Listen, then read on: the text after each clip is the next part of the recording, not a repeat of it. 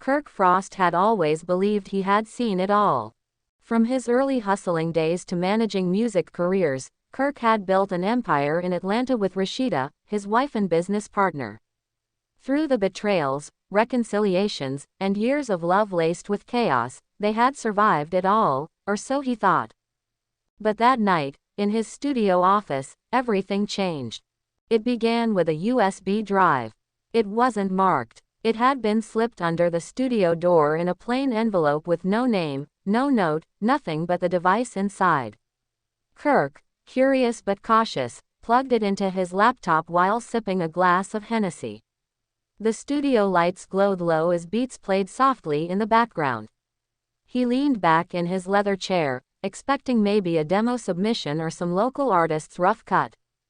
What loaded instead made his entire body tense. There she was, Rasheeda. His Rasheeda, in a dimly lit room, wearing something far more revealing than she'd ever worn for him in recent memory. And she wasn't alone. Beside her, shirtless and grinning with his signature gold tooth glimmer, was young Joc. Kirk's heart dropped into his stomach. The video wasn't long, barely 5 minutes, but it was enough. Enough to stir a fire in him so hot it boiled his blood. It wasn't just physical, the video was intimate, raw, and emotional.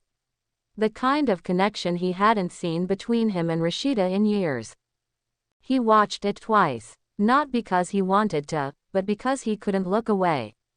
Each time, his world crumbled a little more.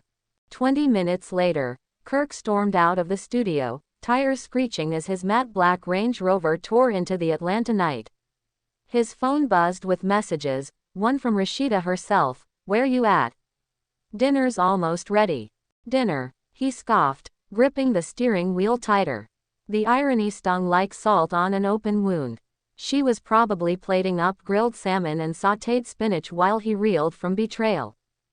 By the time he reached their house in Sandy Springs, he wasn't Kirk the businessman. He was Kirk the man scorned. He slammed the front door open. Rasheeda looked up from the kitchen island, her smile fading instantly. "Kirk, what's wrong with you?" He held up the USB drive like it was a smoking gun. "You tell me." Her brows furrowed. "What is that?" "Don't play dumb, Rasheeda. Don't you dare play dumb." His voice shook. "Who gave it to me?" "I don't know, but I know what I saw." Rasheeda's face froze, then melted into something unreadable. Guilt, anger, regret. Kirk couldn't tell. The silence between them was louder than any scream. Finally, she spoke. "It was a mistake. A mistake. With Joc, my boy." He threw the USB across the room, watching it shatter against the wall. "How long has it been going on?"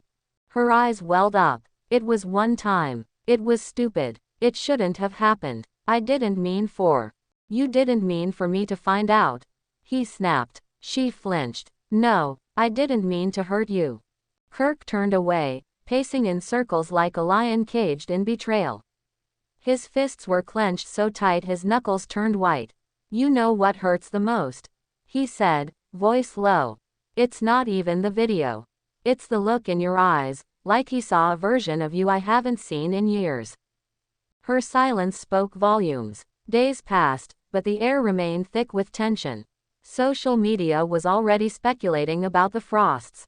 A mysterious clip had leaked, a 10-second teaser of the full video.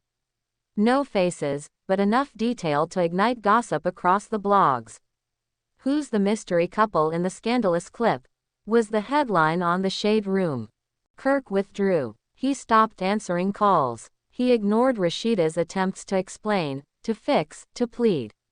Instead, he booked a suite at the W Midtown and locked himself in with alcohol, beats, and bitterness. Young Joc, on the other hand, was silent. Until he wasn't. One night, Kirk's phone lit up. It was Joc, calling. He ignored it. Then came a text. "I didn't mean for that to happen, man. Can we talk?" Kirk stared at it for a long time. Then he replied. "You got 2 minutes. Pull up." The hotel suite was dark, lit only by city lights spilling through the tall windows. Joc walked in, head low, clearly uncomfortable. "Look, man, Joc started. I ain't come to fight. I came to face it. Kirk didn't respond, just poured 2 drinks and slid one across the table. Joc sat. It was a moment. Me and Sheeta, we were drunk. We were vibin'. It shouldn't have happened. That's all you got, Kirk said quietly. A vibe. Joc ran a hand over his head. You think I don't feel like sh*t? I do. I messed up. But it wasn't just about sex, bro. She's been hurtin'. Y'all been goin' through it. You distant, she lonely. I was there. Kirk slammed the glass down. Don't justify it. I'm not. I'm owning it. There was a beat of silence. The air between them was heavy with the weight of broken trust. You know what hurts, Kirk said finally. I trusted you. My wife trusted you. You weren't just a homie. You were family. Joc nodded. And I lost that. I get it. Kirk stared out the window. You broke something I don't know how to fix. Rasheeda, meanwhile, faced the public storm. Her brand, her image, her empire, everything was under fire. But she didn't back down. On Instagram Live, she addressed it. Not the specifics, but the humanity. People go through things. No relationship is perfect. But love is messy, and healing is possible. I'm not proud of my choices, but I'm not running from them. Her vulnerability struck a chord. Fans rallied behind her. Others criticized. But through it all, she held her head high. Weeks passed. Then months. Kirk and Rasheeda entered therapy.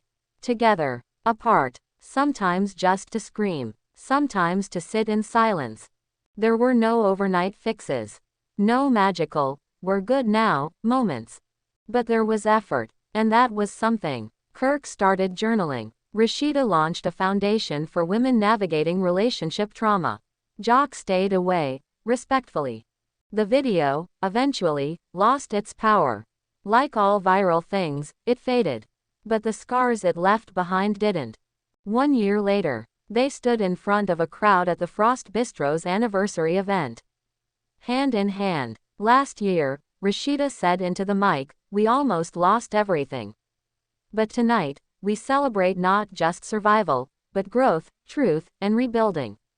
Kirk took the mic. Pain is real, but love, real love, doesn't quit.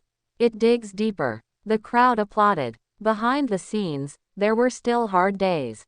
But they had each other. And sometimes, after the fire, the strongest steel is forged.